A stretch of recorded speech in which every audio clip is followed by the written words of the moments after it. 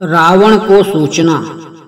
खर दूषण का वध हो जाने पर खर के एक अकंपन नामक सैनिक ने, जिसने किसी प्रकार से भागकर अपने प्राण बचा लिए थे, लंका में जाकर रावण को खर की सेना के नष्ट हो जाने की सूचना दी।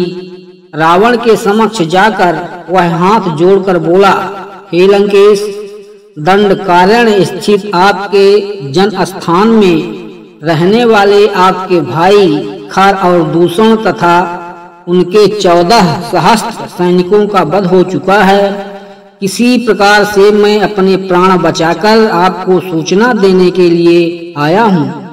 यह सुनकर रावण को भारी क्रोध आया। उन्होंने कहा, कौन है जिसने मेरे भाइयों का सेना सहित वध किया है? मैं अभी उसे नष्ट कर दूंगा। तुम मुझे पूरा वृतांत बताओ।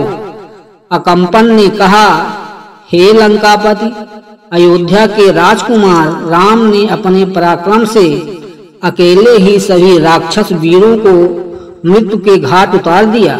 इस समाचार को सुनकर रावण को आश्चर्य हुआ और उसने पूछा, खर को मारने के लिए क्या देवताओं ने राम की सहायता की है? अकंपन ने उत्तर दिया, नहीं प्रभु, देवताओं से राम को किसी प्रकार की सहायता नहीं मिली है। ऐसा उसने अकेले ही किया है। वास्तव में राम तेजस्वी, शक्तिवान और युद्ध विद्या में पारंगत योद्धा हैं। खर जैसे रणबांकुरे, जिसकी एक गर्जना से सारे देवता कांप जाते थे, को उनकी शक्तिशाली सेना सहित उसने खेल ही खेल में समाप्त कर दिया। उसका रण कौशल देखकर मुझे प्रतीत होता है कि आप अपनी संपूर्ण सेना के साथ युद्ध करके भी उसे परास्त नहीं कर सकेंगे। मेरे विचार से उस पर विजय पाने का एक ही उपाय है। उसके साथ उसकी अत्यंत रूपवती, लावण्यमयी और सुकुमारी पत्नी भी है। राम उससे बहुत प्रेम करता है। वह अपनी पत्नी के बिना एक पल भी नहीं रह सकता। मेरा विश्वास है कि यदि आप किसी प्रकार उसका अपहरण कर ले आए तो आप उसके वियोग में राम स्वयं ही मर जाएगा। लंकेश, रावण को अकंपन का यह प्रस्ताव सर्वथा उचित प्रतीत हुआ।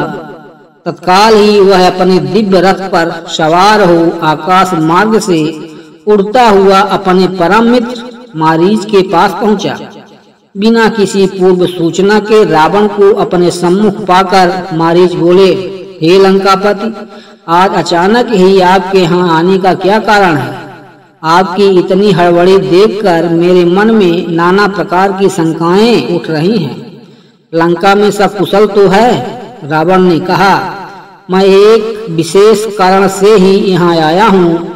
अयोध्या के राजकुमार राम ने मेरे भाई खर और दूषण को उनकी सेना सहित मार डाला है। अब मैं चाहता हूँ कि राम की पत्नी का अपहरण करूं और इसके लिए मुझे तुम्हारी सहायता की आवश्यकता है। सीता के वियोग में राम बिना युद्ध किए ही तड़प तड़प कर मर जाएगा और मेरा प्रतिशोध पूरा हो जाएगा।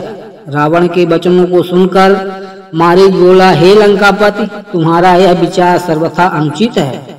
जिस किसी ने भी तुम्हें सीता को हरने का सुझाव दिया है, वह वास्तव में तुम्हारा मित्र नहीं, शत्रु है। राम अत्यंत बलशाली और पराक्रमी है और तुम उससे किसी प्रकार भी जीत नहीं सकते। राम के होते हुए तुम उससे सीता को नहीं छीन सकते। उसके अद्भुत पराक्रम के सम्मुख तुम एक क्षण भी नहीं टिक सकोगे। तुम्हारा हित इसी में है कि तुम इस विचार को भूलकर चुपचाप लंका में जाकर बैठ जाओ। मारीच का उत्तर सुनकर निराश रावण लंका लौट आया।